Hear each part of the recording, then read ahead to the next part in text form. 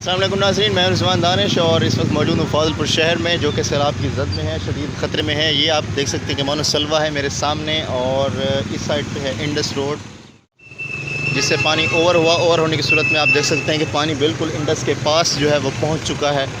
یہ انڈس کے اوپر آپ رش دیکھ سکتے ہیں کہ رواں دواں ہے، انتظامیہ بھی یہاں پہ موجود ہے، لیکن کیا کیا جا سکتا ہے؟ قدرتی آفات، اللہ جو ہے وہ اپنی رحمت نازل فرمائے، وگرنہ دل خراش مناظر ہیں اور بہت ہی خطرہ ہے۔ آپ دیکھ سکتے ہیں کہ یہ انڈس کے بالکل پاس ہی پانی جو ہے وہ ٹچ ہو چکا ہے۔ اب مزید پانی آیا یا اوور فلو ہوا تو پھر ظاہر سی بات ہے کہ پانی جو ہے فاضل پور شہر میں داخل ہو سکتا ہے۔ تو یہ آپ دیکھ سکتے ہیں کہ انڈس کے اوپر جو بھی ریسکیو کے عملے ہیں، پولیس ہو گئی، بلدیہ ہو گئی، اور جو بھی ٹریفک کے ادارے، جو بھی حکومت کر سکتی ہے وہ کر رہی ہے۔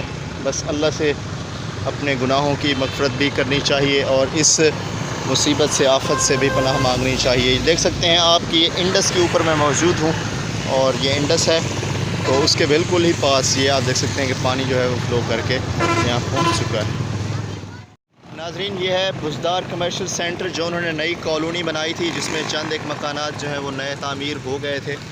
تو اب پانی چونکہ فاضل واں سے جب اوور فلو ہوا تو پھر وہ فاضل پور شہر کی طرف آیا، یعنی انڈس روڈ کی طرف۔ تو یہ رہا انڈس روڈ۔ یہاں پہ آپ سب لوگ جانتے ہوں گے کہ چنگڑ حضرات جو ہیں وہ بیٹھے ہوئے ہیں، ان کی فیملیز ہیں، 100-150 گھر ہیں۔